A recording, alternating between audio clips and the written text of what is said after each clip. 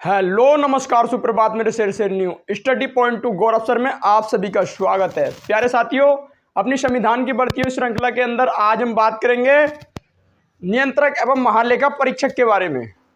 जो अनुच्छेद उससे बनते हैं, यानी नियंत्रक एवं महालेखा परीक्षक आता है हमारा अनुच्छेद नंबर 148 से 151 तक।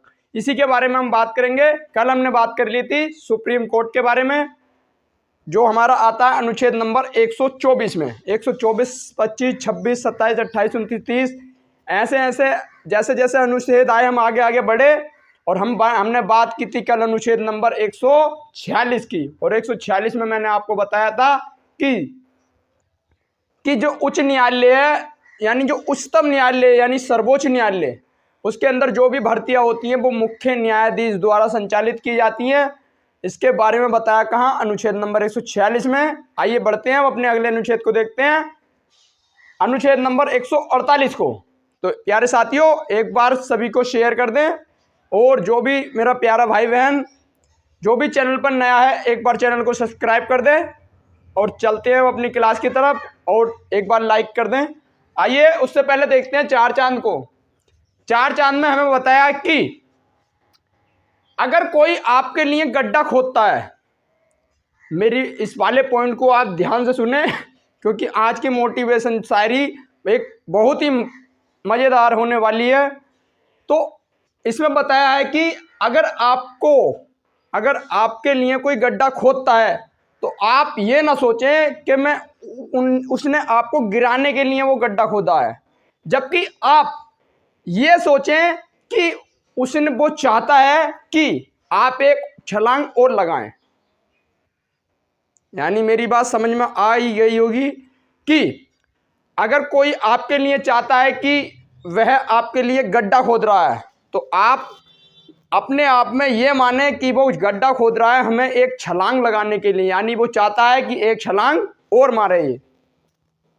क्योंकि आपको डीमोटिवेट नहीं होना है, आपको डीमोटिवेशन में से ही मोटिवेट होकर आना है। आपको कुछ ऐसा करके दिखाना है जो सबसे अलग हो। एक जैसा तो सब कुछ करते हैं, पढ़ते तो सभी हैं, लेकिन आपको कुछ अलग करना है। तो आइए चलते हैं अपनी क्लास की तरफ। आज का पॉइंट बना सकते हैं आप नियंत्रक एवं महालेखा परीक्षक। तो आइए नोट करते हैं।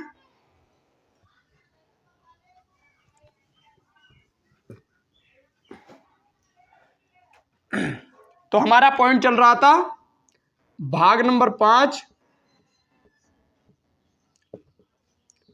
और भाग 5 में हम बात कर रहे थे संघ और उसका राज्य क्षेत्र।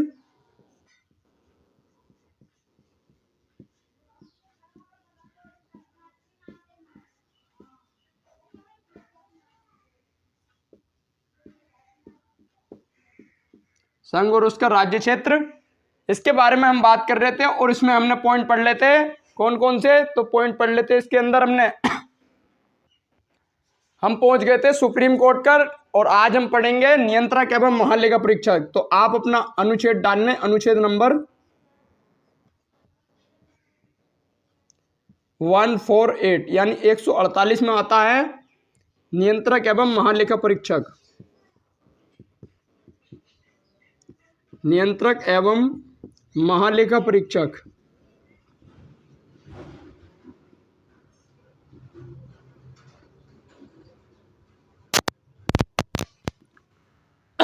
जिसे हम शॉर्ट फॉर्म में कहते हैं कैग, CAG, कैग। कैग का मामला हमारे सामने आपने देखा होगा कि 2019 के अंदर ज़्यादा आया था, 2020 में, क्योंकि उस टाइम पे हमारा जो लॉकडाउन लगने के बाद किसान बिल पैरवी हो गया था, और कैग को लागू कर दिया था सब जगह पर। इसके बारे में ज़्यादा चर्चा हुई कहाँ पर? सन 2019-20 के अंदर। आइए देखते हैं अगले पॉइंट को। और आप मुझे बता सकते हैं कि वर्तमान में हमारे जो कैग हैं, जो CAG हैं, कौन है? तो आप एक तरफ लिख लें पहले कि गिरीश चंद्र मुर्मू। गिरीश चंद्र मुर्मू वर्तमान में हमारे CAG हैं। तो आइए बात करते हैं अनुच्छेद के बारे में। पूरी जानकारी को लिखते हैं, एक बार इसे शेयर कर दें। क्लास को एक बार शेयर कर दें, और जो भी मेरा प्यारा भाई बहन अगर क्लास के अंदर नया है तो एक बार चैनल को सब्सक्राइब कर दे और वीडियो को लाइक कर दे। आइए देखते हैं कि 148 के अंदर नियंत्रक एवं महालेखा परीक्षक है, लेकिन इसके अंदर इतनी ही बात नहीं है, इसके अंदर और भी कुछ बताया कि जैसे नियंत्रक एवं महालेखा परीक्षक यानी कैग की नियुक्ति कौन करता है, तो नियुक्ति करता है राष्ट्रपति। इसकी नियुक्ति कौन करता है? राष्ट्रपति। त्याग पत्र किसे देगा? तो त्याग पत्र भी देगा राष्ट्रपति को। इसकी योग्यता होती है कि वह भारत का नागरिक हो, पागल दिवालिया ना हो, ये तो सभी के अंदर आता है, लेकिन आपको ध्यान रखने वाली बात यह है कि उसकी उम्र या तो 6 वर्ष हो जाए या 65 वर्ष पूर्ण हो जाए। 6 वर्ष या 65 वर्ष, ये जो जल्दी पूरी हो जाएगी तभी वह हट सकता है, और जबकि हटाने का कार्य कौन करता है? तो कौन करता है? राष्ट्रपति। आपको मैं बता दूं कि इसकी जो योग्यताएं होती हैं वो सुप्रीम कोर्ट के अनुसार होती हैं। सुप्रीम कोर्ट की जो योग्यताएं होंगी वैसे ही होंगी नियंत्रक एवं महालेखा परीक्षक की योग्यताएं, यानी उसके अनुसार ही कार्य करता है कौन? नियंत्रक एवं महालेखा परीक्षक। जैसे जैसे हमारे सुप्रीम कोर्ट के अंदर सुप्रीम कोर्ट के जज को हटाया जाता है, उसी प्रक्रिया द्वारा कैग को यानी कंट्रोलर एंड ऑडिटर जनरल यानी नियंत्रक एवं महालेखा परीक्षक को भी हटाया जाता है। इसके बाद आता है कि इसके भारत में क्या कार्य होते हैं। तो इसके भारत में क्या कार्य होते हैं इसके बारे में आप लिख सकते हैं कि ये हमारे भारत में आय व्यय का सबसे बड़ा अधिकारी होता है। जो हमारा आय और व्यय यानी जो हमारे अर्थव्यवस्था के अंदर आय, जो भी हमारी आय बनती है यानी भारतीयों से जो आय बनती है, और व्यय, और जो भी भारतीयों के ऊपर या कहीं भी खर्च करना होता है तो वो उसका लेखा जोखा यानी उसके दस्तावेज किसके पास होंगे? तो उसके दस्तावेज पास होंगे हमारे नियंत्रक एवं महालेखा परीक्षक के। तो आइए देखते हैं अपने अगले अनुच्छेदों को। अगले अनुच्छेदों में मैं आपको अगले अनुच्छेदों में लिखवाऊंगा अब कि इसके अंदर क्या क्या होता है। तो आप नोट कर सकते हैं कि अनुच्छेद नंबर 149 आता है, और 149 हमारा क्या कहता है, आप पहले इसे नोट कर लें। नोट कर लिया हो तो मैं इसे मिटा देता हूं। अनुच्छेद नंबर 149 में आता है कि इसके क्या कार्य होते हैं, यानी आप पहले एक लाइन में लिख सकते हैं, नियंत्रक एवं महालेखा की शक्तियां और कर्तव्य, यानी नियंत्रक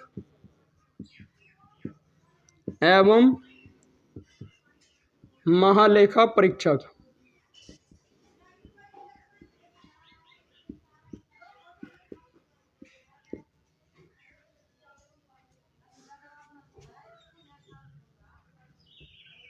नियंत्रक एवं महालेखा परीक्षक की शक्तियां एवं कर्तव्य, यानी क्या क्या कर्तव्य होते हैं इसके और कौन कौन सी शक्तियां होती हैं इसके पास। तो आप इसे लिख सकते हैं इसके अंदर कि ये क्या करता है, तो आय व्यय का सबसे बड़ा अधिकारी, आय व्यय व्यय का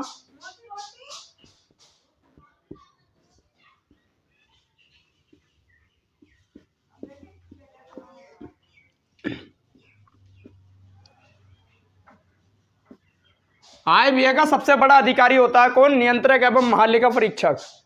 और यही क्या करता है, तो आपसे पूछा जा सकता है कि इसके यही हमारे भारत के अंदर यानी जो संघ होता है, संघ के अंदर भी देख रेख कौन करता है, तो ये कौन करता है? नियंत्रक एवं महालेखा परीक्षक। और राज्यों के अंदर भी कौन करता है, तो नियंत्रक एवं महालेखा परीक्षक ही करता है, जिसके बारे में मैं बताया अगले अनुच्छेद में। तो आइए अगला अनुच्छेद नोट कर लेते हैं, 150। और 150 में हमें बताया है कि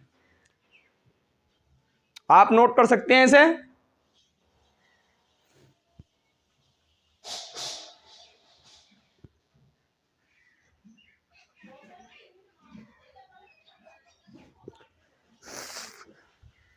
नोट कर लिया हो तो चलते हैं, मिटा देते हैं, या आप जगह है थोड़ी यही लिख सकते हैं। अनुच्छेद नंबर 150। और अनुच्छेद नंबर 150 कहता है कि नियंत्रक एवं महालेखा परीक्षक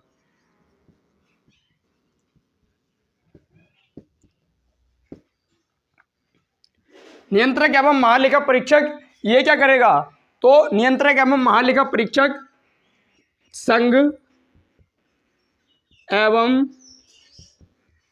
राज्यों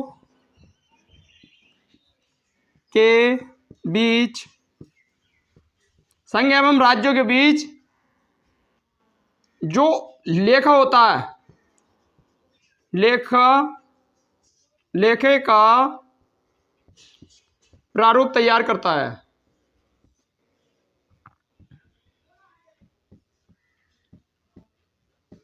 यानी संघ और राज्यों के बीच जो भी लेखा जोखा होता है, जो भी आय व्यय होती है, उसका जो प्रारूप तैयार करता है। तो प्रारूप के बारे में बात की है यहाँ पर अनुच्छेद नंबर 150 के अंदर। तो इसके अंदर हमें बताया सारी जानकारी। और इसके बाद हमारे पास आया अगला अनुच्छेद, और अगले अनुच्छेद में हमें बात की केंद्र या संघ और राज्यों के बीच जो हमारी शक्तियां होती हैं, शक्तियां तो 150 में आएंगी। जो हमारे केंद्र और राज्यों के बीच जो भी लेखा तैयार किया जाता है, मैं आपको पॉइंट टू पॉइंट लिखवाता चल रहा हूं। जो भी लेखा तैयार किया जाता है, इसके बाद क्या होता है? तो उस लेखे को राष्ट्रपति के समक्ष पेश करना होता है, और राष्ट्रपति की मंजूरी के बाद ही वह लोकसभा में भेजा जाता है, फिर राज्यसभा में भेजा जाता है। वहां के 2/3 सदस्य जब इसे पास कर देते हैं, तभी भारत सरकार इसे बिल बना देती है और इसे लागू कर दिया जाता है। तो आइए इसके बारे में अगले अनुच्छेद में लिख सकते हैं। अनुच्छेद नंबर 151 है, 151।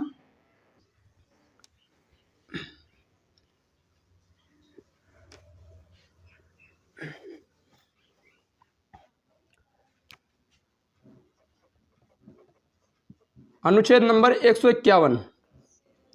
और अनुच्छेद नंबर 151 हमारा कहता है कि जो कैग है, कंट्रोलर एंड ऑडिटर जनरल, यानी जो हमारा है नियंत्रक एवं महालेखा परीक्षक, तो ये क्या करता है? तो ये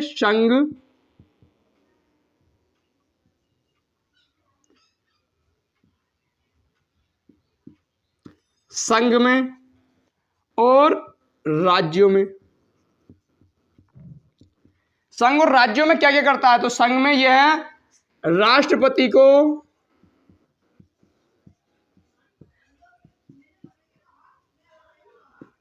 लेखा देगा, और जो राज्य है यहां पर राज्यपाल को लेखा देगा। यानी संघ के अंदर जो भी प्रक्रिया ये बनाता है, उसे किसे दिखाता है? तो राष्ट्रपति को, और राष्ट्रपति इसे अपनी पूर्व मंजूरी पर लोकसभा और राज्यसभा में पास करता है, और इसके बाद ये कहां भेजता है? तो लोकसभा प्लस राज्यसभा। और जब यहां के 2/3 सदस्य और इसे पास कर देते हैं, तब ये केंद्र में लागू हो जाता है। और यहां क्या होता है? तो ये इसे आप कहते हैं संसद, ये कहते हैं संसद, और इसे कहते हैं विधानमंडल। इसके बारे में मैं आपको विधानमंडल के बारे में बात करूंगा अगले अनुच्छेदों में। और विधानमंडल में आता है हमारा विधानसभा और विधानसभा और विधान परिषद।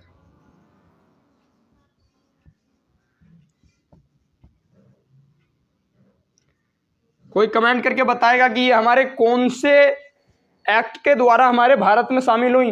मैंने आपको लिखवाया था कि कौन से एक्ट के द्वारा हमारे भारत में विधान परिषद और विधानसभा की स्थापना की गई थी। तो ये यहां पर लागू कर देगा कौन? राज्यपाल देगा किसे? विधानमंडल को सौंपेगा, और ये विधानसभा में जाएगा और विधान परिषद में जाएगा। और यहां भी 2/3 सदस्य जब पास कर देते हैं, तो ये हमारा बिल बन जाता है और एक विधेयक तैयार हो जाता है और ये भारत के अंदर लागू कर दिया जाता है। तो आइए, हमने देखा आज की क्लास के अंदर नियंत्रक एवं महालेखा परीक्षक। इसके बाद हम आगे की जानकारी प्राप्त करते हैं और आगे की जानकारी हमारी आती है राज्यपाल के बारे में। तो आपके पास अब अगला अनुच्छेद स्टार्ट होगा। जैसे कि मैंने आपको एक बार में और मैं लास्ट में बता देता हूं, वैसे आपको मैंने कल भी बताया था कि हमने शुरू किया था भाग नंबर 5 और भाग नंबर 5 में आता है संघ और उसका राज्य क्षेत्र। इसमें हम 3 प्रकार से पढ़ते हैं, एक होता है कार्यपालिका, एक होती है विधायिका और एक होती है न्यायपालिका। इसी कार्यपालिका के अंदर होता है राष्ट्रपति, उपराष्ट्रपति, प्रधानमंत्री और संघ का मंत्री परिषद। और कार्यपालिका के अंदर होती है संसद, जिसमें होती है लोकसभा और राज्यसभा। इसके बाद हम पढ़ते हैं और इसके बाद आता है हमारा न्यायपालिका। और न्यायपालिका में होता है चीफ ऑफ जस्टिस, यानी कि भारत का न्यायवादी, यानी भारत की न्यायपालिका। जो सुप्रीम कोर्ट होता है, सुप्रीम कोर्ट इसके अंदर ही आएगा। सुप्रीम कोर्ट किसके अंदर आता है? तो इसी के अंदर। इसके बारे में मैंने आपको इसी में बताया और इसके बाद बताया नियंत्रक एवं महालेखा परीक्षक के बारे में। तो प्यारे साथियों, आज की जो क्लास है ये यहाँ तक हमारा भाग नंबर 5 कंप्लीट होता है। यानी 151 तक हम कंप्लीट कर चुके हैं। कहाँ से? भाग नंबर 52 से 151 तक। और हम पढ़ेंगे अब अपने अगले अनुच्छेद की तरफ, जो आता हमारा 152। तो एक बार शेयर कर दें और सभी को जोड़ लें, क्योंकि एक नया टॉपिक आज से ही स्टार्ट होगा। मैं नहीं चाहता कि आपको कल की क्लास का टाइम लेना पड़े, क्योंकि क्लास इम्पोर्टेंट है हमारी। और मैं आपको कल की क्लास का शेड्यूल तैयार करवा देता हूं। तो आइए एक बार शेड्यूल बना लेते हैं। हमारा चलेगा भाग नंबर 6 और भाग नंबर 6 के अंदर हम बात करेंगे किसकी? राज्य की, यानी राज्य के कर्तव्यों के बारे में बात करेंगे भाग नंबर 6 में। तो आइए एक बार शुरू करते हैं। राज्य, अभी हमने क्या पढ़ा था? तो हमें पढ़ा था संघ। अब आप नोट कर सकते हैं भाग नंबर 6 और भाग नंबर 6 में आता हमारा राज्य। राज्य के जो भी कर्तव्य होंगे, राज्य और उसके कर्तव्य।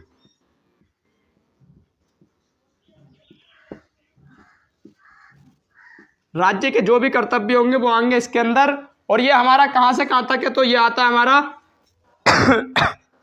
आता हमारा अनुच्छेद 152 से 236 तक।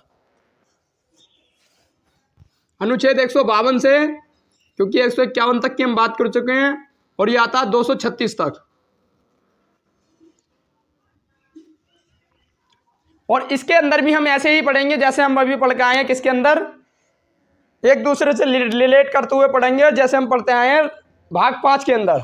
भाग 5 के अंदर हमारा है संघ, इसके अंदर है राज्य। बस इतना फर्क है, बाकी सब मैं आपको बताता चलूंगा 1 बाय 1। तो आप लिख सकते हैं कि इसके अंदर भी क्या होता है? तो इसके अंदर भी होती है कार्यपालिका, विधायिका और न्यायपालिका। इसे भी हम ऐसे लिखेंगे तो क्या होता है? कार्यपालिका, क्योंकि एक तरफ से पढ़ा तो देता हूं मैं, लेकिन आपको फिर समझ में नहीं आएगा। मैं आपको पार्ट तोड़ के पढ़ा रहा हूं, जिससे कि आपको एक एक पार्ट समझ में आए। तो कार्यपालिका के अंदर हमारा आता है विधानमंडल नहीं, राज्यपाल और संघ का मंत्री परिषद। और इसी के अंदर आता है महाधिवक्ता। और आप नोट करें इसके अंदर क्या क्या है। तो इसके अंदर है राज्यपाल, जैसे हमारा आया था इसके अंदर पहले राष्ट्रपति। इसके बाद आता है हमारा जिसे कहते हैं राज्यपाल। इसके बाद हमारे पास आता है जिसे कहते हैं संघ का मंत्री परिषद, संघ का नहीं, इसे कहते हैं मंत्री विधानमंडल।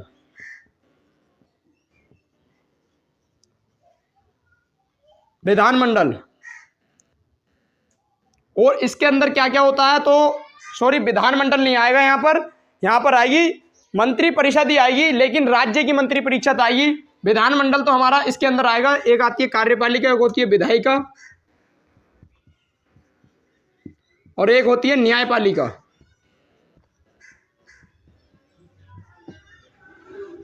तो इसके अंदर आता है हमारा विधानमंडल। और विधानमंडल में कौन कौन होता है? तो इसमें होती है इसमें होती है विधान परिषद,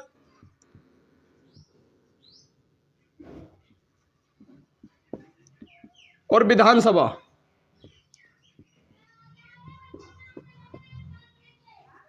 इसके अंदर होता है हमारा जिसे कहते हैं उच्च न्यायालय। उच्च न्यायालय और उच्चतम न्यायालय में फर्क होता है। उच्च न्यायालय जिसे कहते हैं हाई कोर्ट, और इसके अंदर ये होता है हमारा अधीनस्थ न्यायालय। अधीनस्थ न्यायालय, और इसी के अंदर होता है हमारा जिला न्यायालय।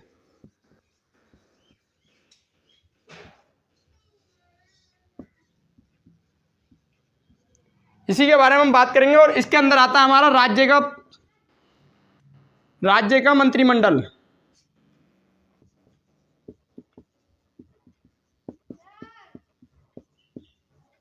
राज्य का मंत्रिमंडल, और इसी राज्य के मंत्रिमंडल के अंदर आता है हमारा मुख्यमंत्री। आप बताएं कि हमारे वर्तमान में मुख्यमंत्री कौन है?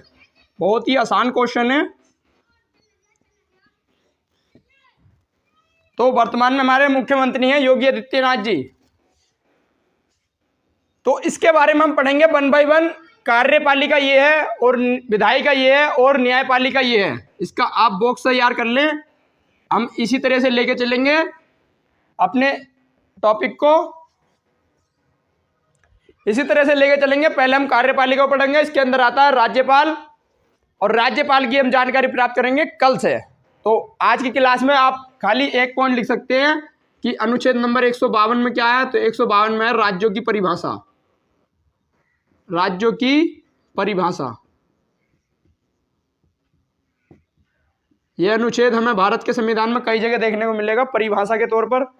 अनुच्छेद नंबर हमने 12 में भी देखा था, अनुच्छेद नंबर 36 में भी देखा था, अनुच्छेद नंबर 52 में भी देखा है, 152 में भी। ये कई जगह पर देखने को मिलेगा आपको। राज्यों की परिभाषा कहाँ है? अनुच्छेद नंबर 152 के अंदर। ये ऐसे अनुच्छेद आपसे पूछे बहुत कम जाते हैं। कल से हम स्टार्ट करेंगे राज्यपाल से, यानी राज्य की कार्यपालिका के बारे में हम बात करेंगे। कार्यपालिका को हम निपटाएंगे एक एक करके, उसके बाद आएंगे विधायिका पे। इस कार्यपालिका का मतलब होता है कि कानून को किस तरह से बनाया जाए, यानी कोई भी बात है तो उसे किस तरह से पेश किया जाए। और उसके बाद जब कोई बात हमारी चलती है, यानी कोई भी डिस्कस बात होती है, और उसके बाद वो बिल के लिए तैयार की जाती है, तो बिल बनाया जाता है हमारा विधानमंडल में, जिसे कहते हैं विधानसभा और विधान परिषद। इसके बाद उस बिल को जब लागू करते हैं तो लागू हमारा कैसा होता है? तो बिल लागू होता है हमारा न्यायपालिका के द्वारा। जब तक न्यायपालिका उस पर साइन नहीं करेगी तो कोई भी बिल लागू नहीं होगा। तो आइए इसके बाद हम पढ़ेंगे इसकी क्लास की तरफ कल। मैंने आपको शेड्यूल तैयार करवा दिया है। कल से हम देखेंगे राज्यपाल को, आते ही हम शुरू करेंगे कल राज्यपाल। तो प्यारे साथियों, आज की क्लास समाप्त होती है। अगर आपको ये वीडियो पसंद आया हो तो वीडियो को लाइक कर दें और कमेंट करके बताएं कि क्लास कैसी लगी। अगर आपको क्लास सही लगती है, पसंद आती है, तो एक बार इसे शेयर कर दें।